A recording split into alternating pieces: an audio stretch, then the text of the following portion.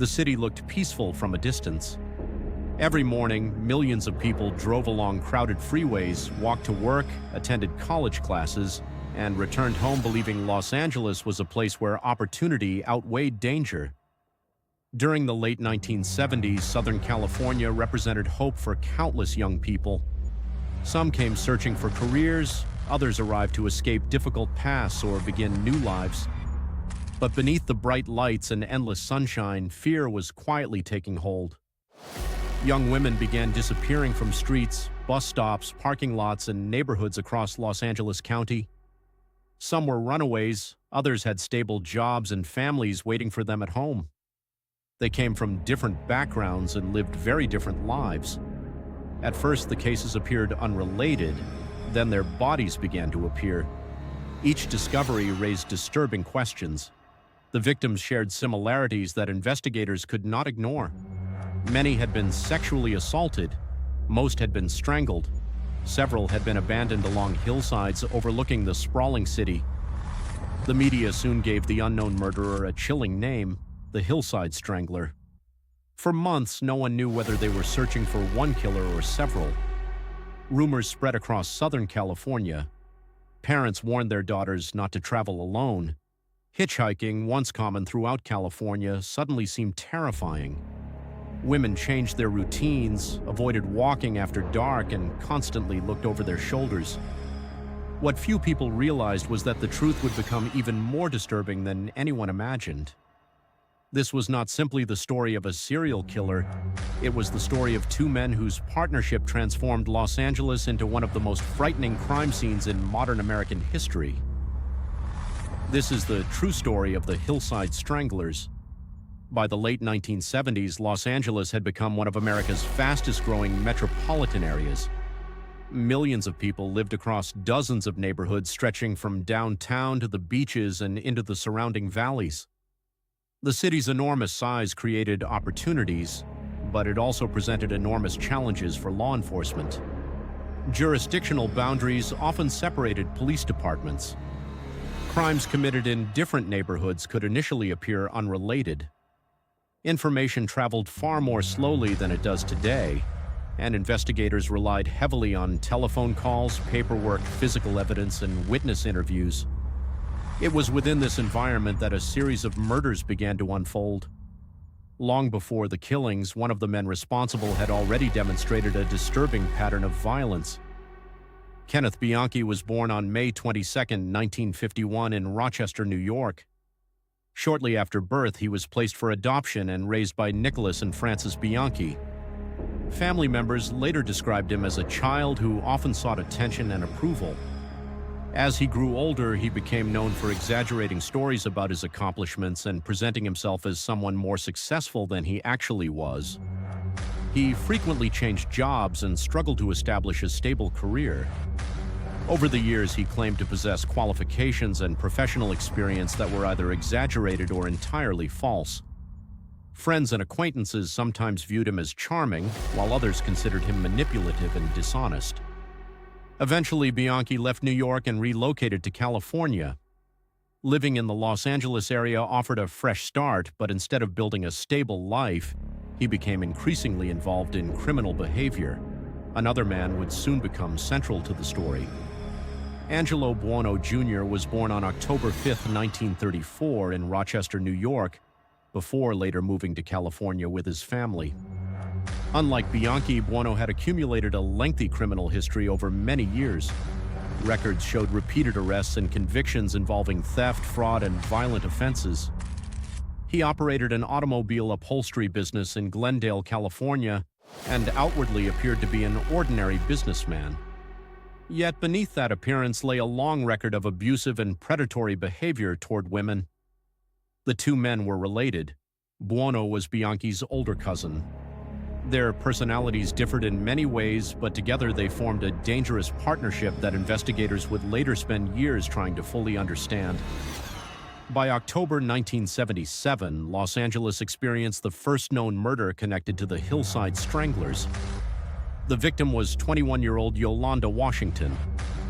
Washington had worked as a prostitute in Hollywood, a profession that often exposed women to heightened danger. After she disappeared, concern grew among those who knew her. On October 18, 1977, her body was discovered near a hillside in the Elysian Park area. The medical examination revealed that she had been sexually assaulted before being strangled. Although investigators immediately opened a homicide investigation, there were few witnesses and little physical evidence capable of identifying the killer. At that stage, detectives had no reason to believe they were dealing with the beginning of a serial murder case. Less than 2 weeks later, another young woman vanished. 18-year-old Rosina Favela disappeared near Los Angeles. Her body was later discovered discarded on a hillside. Like the previous victim, she'd suffered sexual assault and death by strangulation. The similarities began attracting investigators' attention. 2 young women, both strangled, both abandoned in isolated hillside locations. Even so, detectives remained cautious. Serial murder investigations require evidence, not assumptions. As the weeks passed, the violence continued. On November 6, 1977, 28-year-old Linda Sparks disappeared. Unlike some earlier victims, Sparks had significant intellectual disabilities and lived in a residential care facility. Her disappearance immediately alarmed caregivers. Days later, investigators discovered her body. The injuries were especially severe. Medical evidence indicated prolonged violence before her death. Experienced detectives who examined the case later acknowledged that the brutality stood out even among homicide investigations. Still, the murders continued. On November 11th, 17-year-old Judy Miller disappeared after leaving home. Her family searched desperately while police worked every available lead. Before long, her body was found. Again, investigators observed striking similarities to the previous victims: sexual assault, strangulation, body abandoned outdoors. The pattern was becoming increasingly difficult to dismiss. Inside police departments across Los Angeles County, homicide detectives began comparing reports. Could one offender be responsible, or were multiple violent criminals operating independently? At that time, the available evidence could not answer the question with certainty. Meanwhile, newspapers started reporting on the growing number of murdered women. The stories spread rapidly throughout Southern California. Residents who had once viewed the crimes as isolated incidents now realized something far more serious might be happening. Women altered their daily routines. Parents warned daughters not to accept rides from strangers. Friends insisted on traveling together after dark. Taxi drivers, security guards, and police officers reported growing concern from women afraid to be alone at night. The city had begun changing. December brought no relief. On December 16, 19-year-old Toni Beck disappeared. She was later found murdered. Just days afterward, another young woman, 21-year-old Deborah Lynn Jackson, vanished. Jackson's body was also recovered after she had been sexually assaulted and strangled. By now, detectives recognized that the similarities extended beyond coincidence. Victims varied in occupation, background, and lifestyle. Some worked as prostitutes, others did not. Some came from stable homes, others lived more vulnerable lives. Yet the method of killing remained remarkably consistent. The killer appeared comfortable approaching women under different circumstances. He demonstrated confidence, control, and increasing boldness. The body disposal sites also suggested planning rather than panic. Investigators realized they were facing an offender who understood the geography of Los Angeles remarkably well. Public anxiety intensified as Christmas approached. Instead of holiday celebrations dominating local headlines, newspapers increasingly covered the latest homicide discoveries. Television broadcasts warned viewers to remain alert. Law enforcement agencies encouraged citizens to report suspicious activity, although they possessed little information capable of identifying a suspect. Witness descriptions varied too widely to establish a reliable profile. Vehicles seen near one crime scene differed from those reported elsewhere. Physical evidence was limited by the forensic technology available during the late 1970s. DNA analysis did not yet exist as an investigative tool. Detectives depended on fingerprints, fibers, tire impressions, witness testimony, and painstaking investigative work. Every new murder stretched resources further. Every new victim increased public pressure. Behind the scenes, investigators from different jurisdictions slowly began sharing information more closely, recognizing that the murders might be connected. Still, the identity of the killer remained a mystery. No arrests, no confirmed suspect, only a growing list of young women whose lives had ended violently. As 1977 drew to a close, Los Angeles found itself confronting a terrifying reality. Someone was hunting women across the city. The attacks appeared calculated, the killings were escalating, and the person responsible had not made the mistake investigators desperately needed. The new year would bring even more victims. It would also reveal that the nightmare-gripping Southern California was even darker than anyone had imagined. Because investigators were not searching for one murderer, they were unknowingly closing in on two. The investigation entered 1978 under enormous pressure. By the beginning of the new year, Los Angeles detectives were no longer treating the murders as isolated crimes. The similarities had become impossible to ignore. Young women were continuing to disappear. Many were sexually assaulted. Most were strangled. Their bodies were often left on remote hillsides, embankments, or vacant areas around Los Angeles County. The press had fully embraced the name that would become infamous across the United States, the Hillside Strangler. Although the nickname captured public attention, it also created a dangerous assumption. Most people believed a single serial killer was responsible. Detectives could not be certain. They followed the evidence instead of the headlines, knowing that premature conclusions could derail an investigation. As fear spread across Southern California, the victims continued to mount. On February 16, 1978, 21-year-old Kimberly Martin disappeared after accepting a ride from a man she believed she could trust. Her body was later discovered discarded along a hillside. Once again, investigators documented sexual assault, strangulation, and a deliberate attempt to conceal the victim in an isolated location. Just 10 days later, another tragedy unfolded. 17-year-old Karen Mandick vanished. Like the women before her, she never made it home. Her body was eventually recovered, displaying many of the same characteristics investigators had already documented in previous murders. Each new victim reinforced the growing profile. The killer, or killers, appeared comfortable approaching strangers. They often used a vehicle. They seemed capable of convincing victims to enter voluntarily before the attacks began. The murders showed planning rather than impulsive violence. The offender selected disposal sites that delayed discovery while allowing quick escape.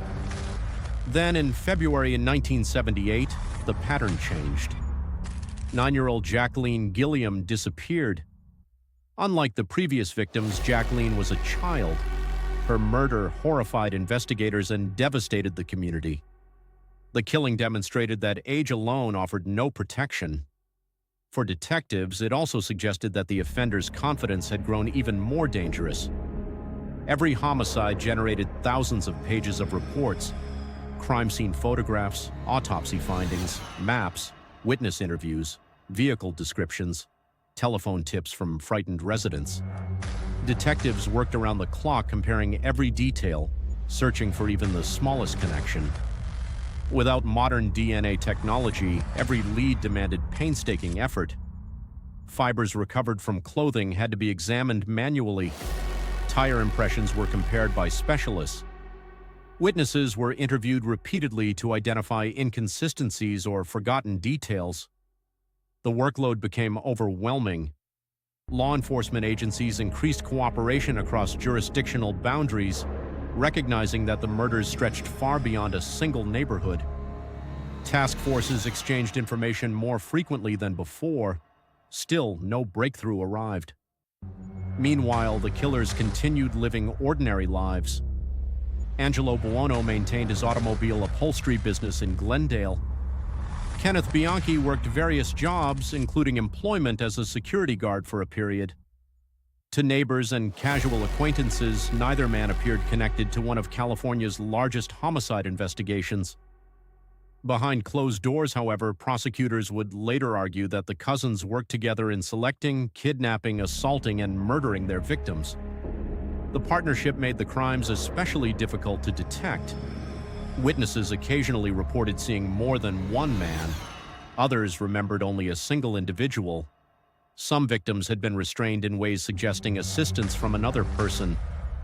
At the time, these observations seemed inconsistent. Later, they would become critically important. The investigation finally moved in an unexpected direction. In early 1979, Kenneth Bianchi left California. Rather than remaining in Los Angeles, he relocated to Bellingham, Washington, where he lived with his wife and infant son. To many people, it appeared he was attempting to build a normal family life. But only weeks after arriving, another young woman disappeared.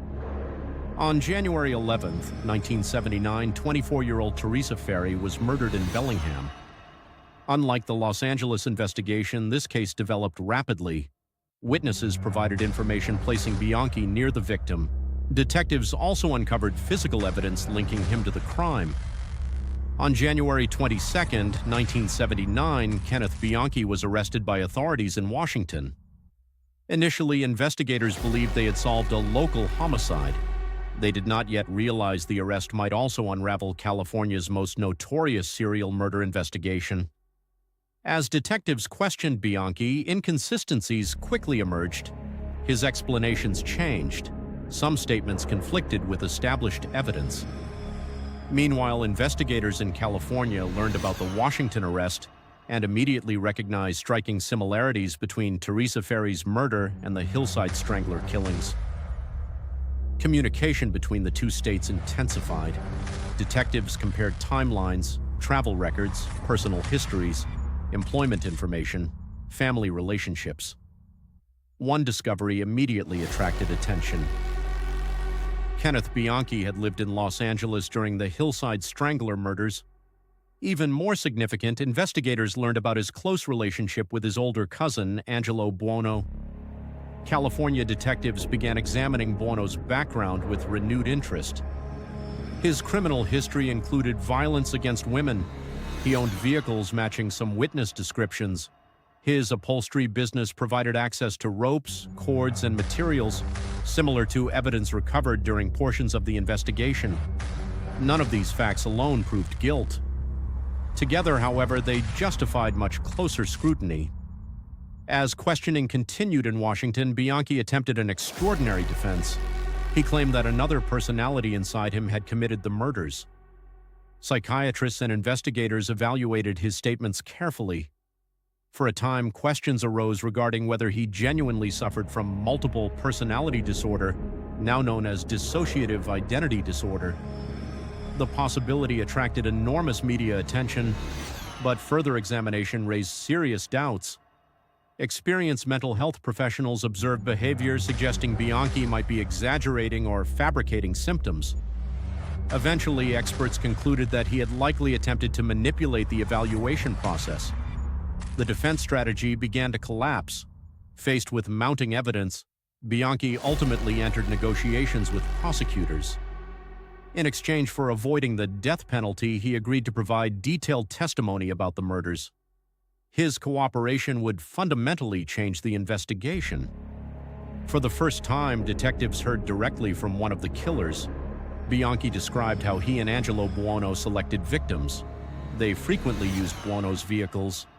One of them would approach a woman, sometimes pretending to be a police officer or someone offering assistance. Once the victim entered the vehicle, she was overpowered. The women were transported to Buono's home in Glendale, where prosecutors said many of the assaults and murders occurred. Afterward, the bodies were driven to isolated locations and abandoned along hillsides or remote roads. Investigators spent months verifying Bianchi's statements. They refused to accept his confession at face value. Every claim had to match physical evidence, witness testimony, and forensic findings already collected during the investigation. Many details did. Others led detectives to additional evidence supporting the broader case. Armed with Bianchi's testimony and corroborating evidence, California authorities moved against Angelo Buono. On October 18, 1979, exactly 2 years after the discovery of the first known Hillside Strangler victim, Buono was arrested in Glendale. The symbolism of the date was impossible to ignore. For the families of the victims, the arrest marked the first moment many believed justice might finally be possible. The public reaction was immediate. Newspapers across the country carried photographs of both cousins. Television stations interrupted programming with updates. The revelation stunned many observers. The Hillside Strangler was not one man, it was two. The discovery explained many of the inconsistencies that had frustrated investigators for months. Why some witnesses described different suspects, why certain victims appeared to have been controlled by more than one attacker, why aspects of the crimes occasionally varied while maintaining the same overall pattern. The investigation had uncovered a murderous partnership, yet making arrests was only the beginning. Prosecutors now faced the daunting task of presenting one of the most complex serial murder cases in American history. The first legal proceedings quickly became the focus of national attention. Kenneth Bianchi formally agreed to testify against his cousin as part of a plea agreement. His cooperation became the foundation of the prosecution's strategy. Defense attorneys immediately attacked his credibility. They argued that an admitted serial killer willing to negotiate for his own benefit could not be trusted. Prosecutors countered that Bianchi's testimony was supported by extensive independent evidence gathered long before he agreed to cooperate. The courtroom became the next battleground. Families of the victims filled the gallery. Reporters documented every development. Legal teams prepared for a trial unlike any California had seen. The evidence would be scrutinized in extraordinary detail. So would the words of the man who had admitted participating in one of the state's most horrifying series of murders. The outcome would determine whether the second Hillside Strangler would ever be held accountable. That trial would stretch on for years, becoming one of the longest and most expensive criminal proceedings in California's history, and it would leave a lasting mark on American criminal justice. The arrests of Kenneth Bianchi and Angelo Buono brought an end to the murders. They did not bring an end to the legal battle.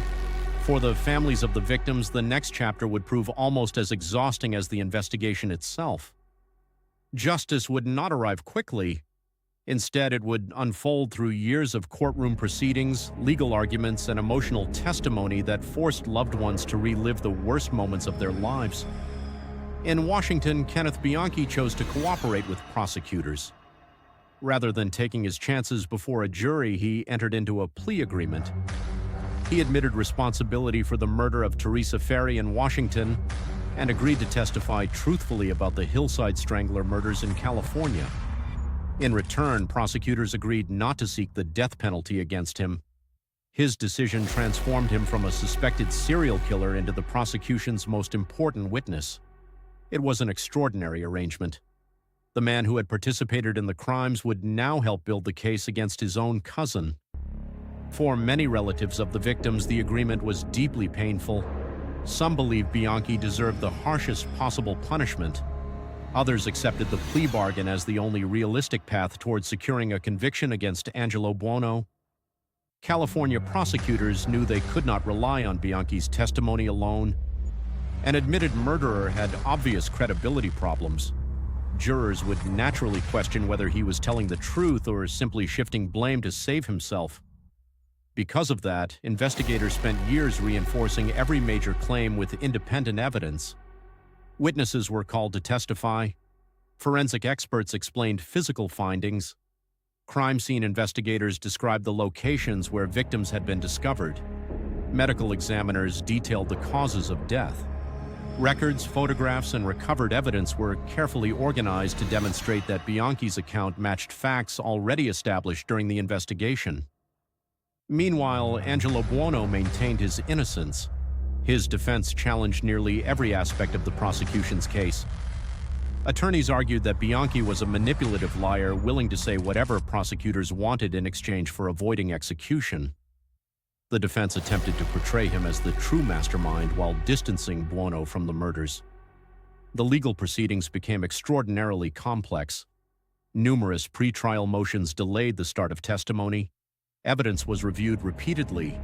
Witnesses were questioned at length. Legal disputes stretched on month after month.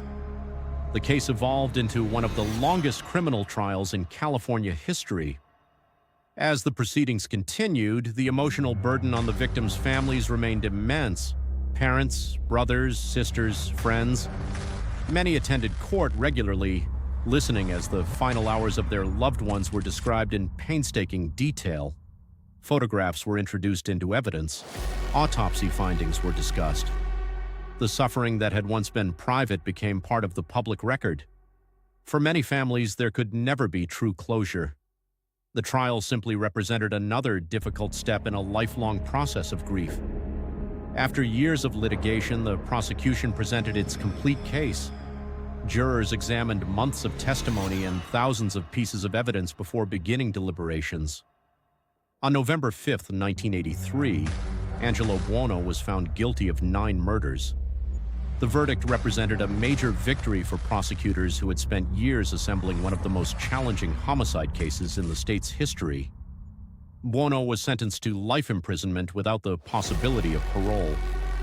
California still had the death penalty, but because of the circumstances surrounding the prosecution and the agreements already reached with Bianchi, Buono received a sentence ensuring he would spend the remainder of his life behind bars. For many relatives, the verdict offered relief rather than celebration. Nothing could restore the lives that had been taken. No sentence could erase years of heartbreak. But the conviction ensured that the man the jury found responsible would never again walk free. Kenneth Bianchi also received multiple life sentences. He remained imprisoned following his convictions and plea agreements. Over the years, he made repeated attempts to challenge his convictions through appeals and legal filings. Those efforts were unsuccessful. He remains incarcerated. Angelo Buono likewise pursued appeals after his conviction. His attorneys raised numerous legal issues, arguing that errors had occurred during the lengthy trial. Appellate courts reviewed those claims but upheld the conviction. Buono remained in prison until his death. On September 21, 2002, Angelo Buono died of a heart attack while incarcerated at the California State Prison in Calipatria. He was 67 years old. His death permanently ended any remaining criminal proceedings involving him. The Hillside Strangler investigation had reached its legal conclusion years earlier, but its impact continued to influence criminal investigations throughout the United States. The case exposed the difficulties of investigating serial murders committed across multiple jurisdictions. Police agencies recognized the need for faster information sharing. Investigators became increasingly aware that violent offenders often cross city and county boundaries. In later decades, advances in computer databases, coordinated task forces, and forensic science would dramatically improve the ability of law enforcement agencies to identify links between seemingly unrelated crimes. The investigation also highlighted the limitations detectives faced during the late 1970s. DNA profiling did not yet exist. Digital databases were unavailable. Crime scene evidence had to be processed using methods that now seem remarkably limited compared to modern forensic capabilities. Despite those obstacles, detectives ultimately solved the case through persistence, cooperation, and careful analysis of physical evidence and witness testimony. The Hillside Strangler murders also changed public attitudes. Women throughout Southern California became far more cautious about accepting rides from strangers. Communities encouraged greater awareness of personal safety. Parents discussed risks that previous generations had rarely considered. Although fear gradually faded with time, the memory of those months remained deeply embedded in the history of Los Angeles. Yet perhaps the most important lesson lies not with the killers, it lies with the victims. The women murdered during the Hillside Strangler case were not simply names in court records or newspaper headlines. They were daughters, sisters, friends, co-workers, students, young women with ambitions, relationships, and futures that were violently taken from them. Some came from stable families, others struggled with poverty, homelessness, or exploitation. A few worked in prostitution, making them especially vulnerable to predators.